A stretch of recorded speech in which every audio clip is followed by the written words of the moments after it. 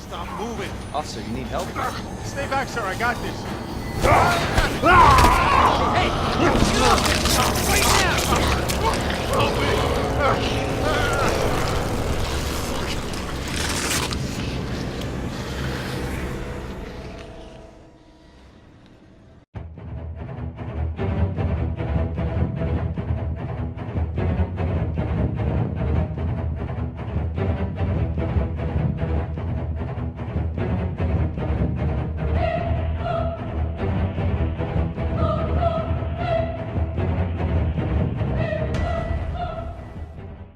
What's up, ladies and gentlemen? Today, I'm looking at the Resident Evil 2 remake.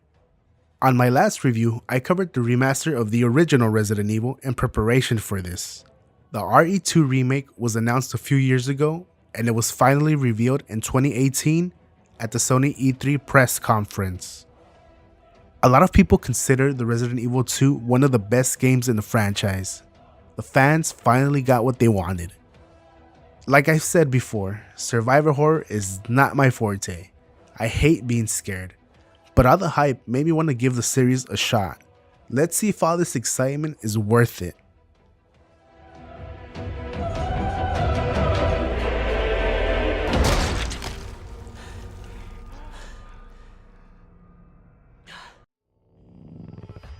Just like in the first game, you'll get to choose between two characters, Leon Kennedy or Claire Redfield, who's the sister of Chris Redfield. Leon is on his way to Raccoon City to start a new job as a police officer, while Claire is headed there to search for her brother. Fate brings them together at a gas station, where they fight off a few zombies and agree to head into the city together. Once there, they get overwhelmed by a horde and end up getting separated. There are two separate campaigns to go through, with both having second runs each that changes up puzzles and start locations. While the story beats are different for each character this time, in second runs, they stay the same. Go on ahead! I'll meet you at the station!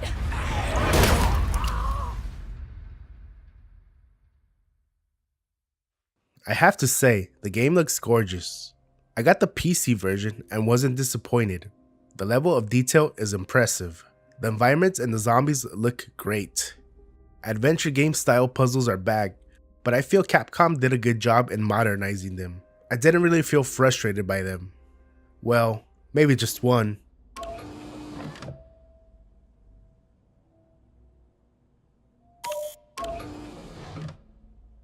A lot of it is thanks to the awesome map. It marks puzzles that are not solved and items that are left behind.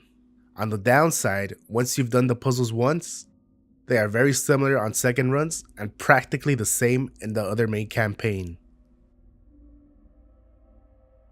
Inventory management is important as usual. You are able to craft healing items and bullets, but they can vanish in a hurry, especially after boss fights.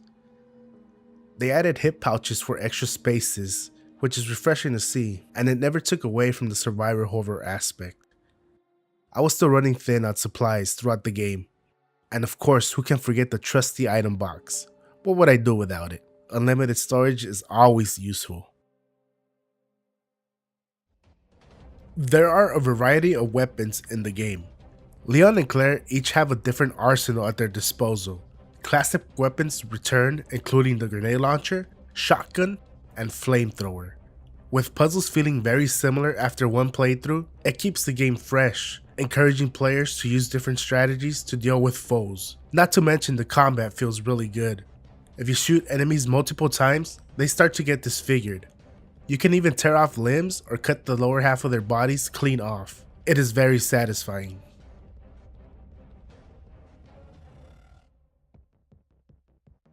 Any enemy can be a threat. Even normal slow-moving zombies were able to kill me if I wasn't paying attention. They lunge forward and can close big gaps between you. The iconic clickers are back as well. They are very agile, they can crawl on walls, and can attack from a distance with their long tongues. At some point in the game, you'll have to deal with the Tyrant, aka Mr. X. This hulking menace of a man is terrifying. He will burst through walls and roam the halls, opening random doors looking for you. Hiding in the corner of a room and hearing those heavy footsteps coming closer adds tension and urgency to whatever you're doing. If he finds you and catches you, he will punch you or strangle you to death, unless you're able to get away.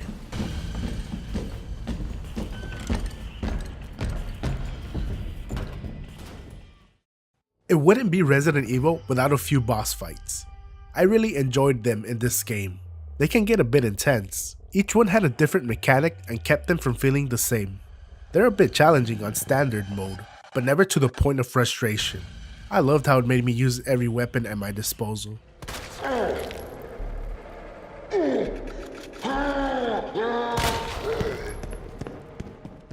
It was refreshing to see that each campaign had different story paths. Claire finding Sherry and Leon teaming up with Ada was a treat to watch. You even get to play as them for a short period of time. While there are nods to the first game, you don't need to go back and play it to understand the story. The voice acting is decent and most of the cheesiness is gone, leaving us with a grounded and more believable story. In true Resident Evil fashion, there are weapons and costume unlocks if you beat the game within a certain time limit to keep you coming back for more. Capcom is on a roll with the Resident Evil franchise. The last few games have been well received. I never got to play the original Resident Evil 2, but with what people are saying about the remake, it does it justice.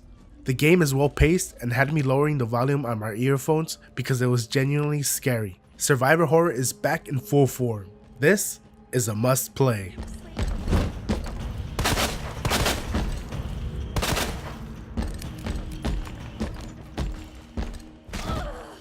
Thank you guys for watching. Feel free to subscribe, comment, like, or dislike. Your feedback is always appreciated. I'm also going to put my Resident Evil 1 review if you want to check that out. This is Mata11G signing out.